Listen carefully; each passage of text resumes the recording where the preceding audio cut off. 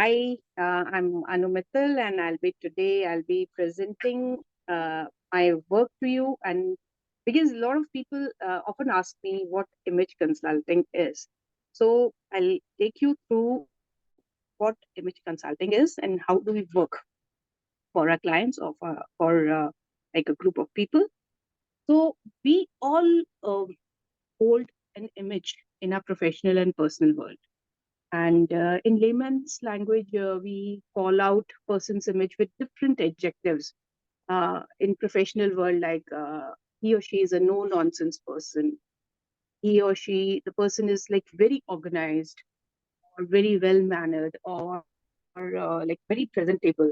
Or the room stealer, the person is a room stealer or very eloquent. So in personal spaces, we often call people like my friend is very elegant, very charismatic, very put up together. So these are the things which, in a layman's world, we give titles to people with a certain kind of image, what kind of image they hold. So the question is, how do we earn these titles? What is what are the three key ingredients which make our image? So we'll track this question at a later stage, and how do we get those titles, or we sometimes even get negative titles. So how to tackle them, how do we can tackle them, and how can we improve our image? We'll through it.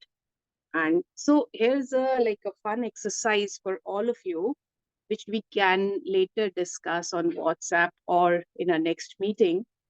That when you met the members for the first time, like when I met um, Kanchan for the first time, what what adjective came in my mind?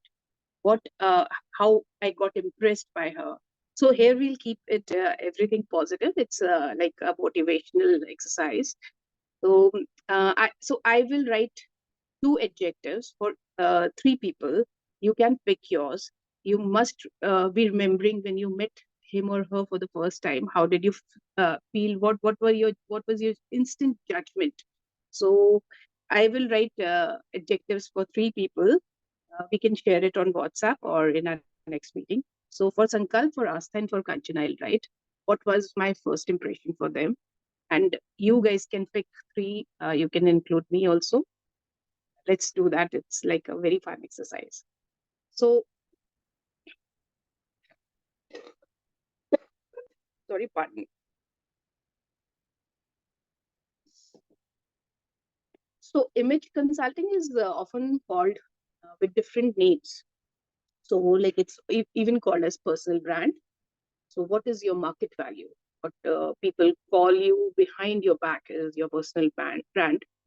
And we even call it as impression management. How do we manage our impressions, first impressions? Do we have skills in managing those first impressions, or do we lack those skills?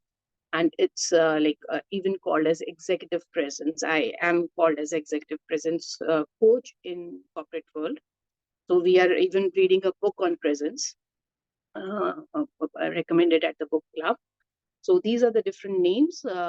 In fashion world, it's even called as personal styling, fashion styling. So it has a different kind of names. And now we'll come to the most burning question. That is, do I look my part, or do you look your part? So if you're a journalist, do you look your part? If you are like an entrepreneur in a creative field, do you look your part? So that is the question which we need to ask to ourselves very often, like because it gets changing. We need to upgrade our look, we need to upgrade our mannerisms, and we need to keep working on ourselves, and we often do that. So what is your personal brand, and do we look our part? So here I'll throw one question which we can discuss later, the answer later. So the question is, it's for all of you. You can just write the answer. If a model or an actor should look attractive, then how should an investment banker look like? So the question is, if a model or an actor should look attractive, then how should an investment banker look like? Question mark. So you need to fill up the adjective or the answer. So we'll discuss it later. So imagine a doctor uh, who is going to perform a surgery on you, and he or she looks like a college pass out. Will you able to trust the person? Will you able to trust that doctor? So looking our part is really, really very important, and we should take care of that. So how do we it's a brief of our process, image consulting process. How do we do that? So we often we have to uh, speak with our client, coach our client, and take them in confidence that it will be very, very it will be a very smooth process, and it won't bring some very sharp changes in you or in your wardrobe. It will be very gradual. It will be with your consent. So after the person gets ready for the coaching, for the consulting, we start the analysis, and the analysis is inside out. It's not just outside analysis. It's like more of inside outside analysis. Like we do the analysis of face, body, color, texture. It's like a lot of science involved in it, a lot of geometry involved in it. We all have one certain kind of face shape. We have a different kind of coloring. So we do the analysis, and we make the papers. We share the files with them. Okay, you uh, fall into this category, and because you fall into this category, these are the things which you should start wearing, or you should reject these things. And the inside analysis is more about the psychological part. So most of most of my clients which I've like done their consulting carry a lot of past baggage with them. We all do. So like, I'm very short, can I wear this? I'm very curvy, should I go for this? So will I look awkward in this color, this particular color? So a lot of people have a lot of aspirations for them. So their professional aspirations, their personal aspirations, there's a certain lifestyle each one carries. There's a budget within which we should work out. So it's never out of the budget. So uh, certain people aspire to look like the role models. Like, I'll share one example. One of my client who was a journalist wanted to look like Barkha. Her body types, her face was totally different from Barkha, but she wanted to look like Barkha. So I had this every time I suggested something to her. I had this in mind that she wants to look like Barkha. So these are the things which we come across. So coaching is again offline and online. It goes to from 6 months to 1 year. So I have to be very patient with the client, and it's very gradual, slow, and it is not at all forced. It should come from inside. When you know about you, when you start learning about what God has given you, your biological makeup, then it should come within you, from within you, like what to wear, what not to wear, what are the colors which best suit you. So this coaching is constant, and it uh, takes a lot of patience to do this coaching. And then comes the correction. Coaching and correction goes hand by hand. And then we find the gaps which we find during the analysis and the coaching. We try to correct those gaps in that person. So we left a question: how do we earn those titles? So there are four pillars, basic four pillars on which our image stands. Like you can see in the graphics, it's A, B, C, D. So A stands for the appearance, B is for the behavior, um, your gravitas, and the C is for the communication, and D is the digital presence. So appearance part, it is like whatever genetics has worked for you. How do you look? It's your coloring, unique coloring, your face and body and everything like a puzzle. And the B is the visual behavior, not the normal kind of behavior which HR people deal with. So the visual behavior, like how do you eat your food, how do you meet and greet people, and C is the body language and the vocal communication, and D is the digital presence. Now, many image consultants are adding E also, that is the environment. Like whenever we click our pictures, what is the environment around us? Like how does our office looks like? Does it goes with our personal brand? Does it goes with our personal brand, or does it uh, align with our professional goals? So the bag we are carrying, the chair on which we are sitting, our visiting card. So E is the environment. So now there recently the E has been added. Otherwise, it used to be 4 pillars: A, B, C, D. So like appearance part, again, we'll say that a doctor should look trustworthy and but not very glamorous. Same goes with a politician. A politician should look like he should mingle in the crowd. He should look like he's a part of the crowd, and he should not really stand out. Um, so it depends again, the kind of ladder they are standing, the kind of like the hold on the crowd they have. So this is the part of the puzzle. Now, every image consultant is specializes in any of this ABCD. So I have a specialization on appearance because I have a fashion background. So B, C, D I do, but my main like niche, I can say, is A. A is appearance.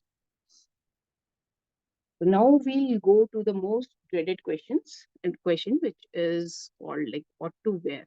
This we usually face, and this is a more dreaded question for women. What to wear? We open our wardrobes and almost like every time it is a problem. Okay, we have nothing to wear. The wardrobes are like full, but we still have this. We face this problem that we have nothing to wear. This happens because most of the time we do this impulsive shopping. We don't know ourselves. We buy. We often buy when we look at our role models and we find that the garments they are wearing are looking very pretty and very good. They are in trend, and we buy those stuff, but they are not a good fit for us. So this happens, and this also happens because most of the time our staples are less and non-staples are more. Staples means like dal, chawal, atta in the kitchen.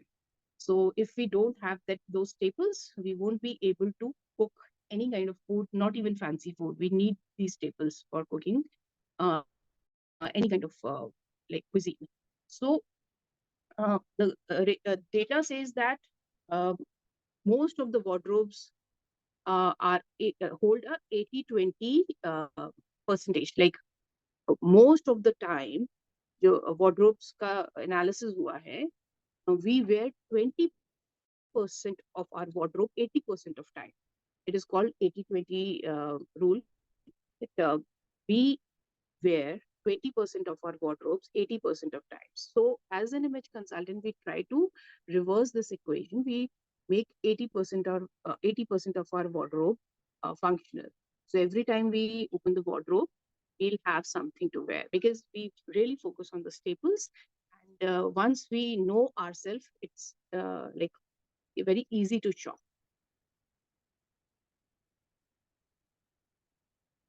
So what we'll go again to a question, that is, what is a personal style? What is personal style and why does it matter?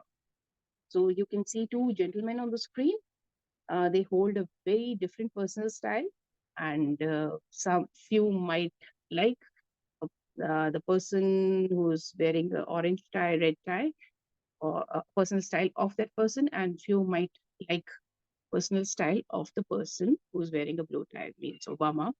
So why it is important, and how do we develop this personal style? So personal style is an outward expression of who you are on the inside. It is how you share yourself and your story with others. Personal style is how you share your story with others. So personal style, if we, it's like a puzzle. So if we join the pieces of the puzzle, which are like your clothing, your accessories, your body language, your command on the voice, if we join together all the pieces, it makes your personal style. So, like a shirt, a simple shirt will look great on one person, but it won't look great on the other person because it doesn't fit his or her style. So, personal style here becomes very, very important, and you should know what is your personal style and how can you upgrade it. So personal style becomes a very powerful tool for effective communication. It can either add or detract you from your overall image and how you are perceived. So you should have a control over your personal style. How can we have a control? We will discuss this. Excuse me. So we'll discuss a new trend, which is attire, the post-COVID attire. Has it changed? Yes, it has definitely changed. It is now more casual, and especially in US and Europe, the major changes being witnessed. People are just leaving their high heels and ties, neckties, and are opting for a more casual outfit. So is it okay? Like, is it fine if the world is shifting more towards a casual attire? So a lot of people have different opinions on this. So here I'll just give you a little bit of insight. Okay, what is good and what is can be avoided. So what should one do? Should we slipping into a casual attire is very easy. It's like very comfortable, and you don't have to think, and it's like less expensive to, and it's like easy to go. So every profession has each and every profession, we all hold a different profession here in all the members. So each profession has an undeclared dress code. So are we should ask ourselves, are we sticking to our professional code? And are we like too low? Are we going too low, or are we going too high? So where are we standing? Are we sticking to the code, or we have really slipped lower? So if even if you are dressing casually, you should know how to increase your visual volume, even with a casual attire. Like even if we are wearing a t-shirt, if we are wearing a collared t-shirt, it will give us command. It will make us look more powerful than the crew neck, round neck. So with few changes, we can really increase our visual volume. So a collared shirt will altogether make us look very professional. Even if you're not wearing a tie, you can wear a jacket without a lining, which is easily available now. You can upgrade your grooming. You can wear formal shoes with a t-shirt, you can see here in the picture. So you have to put a stop. You have to put a stop somewhere.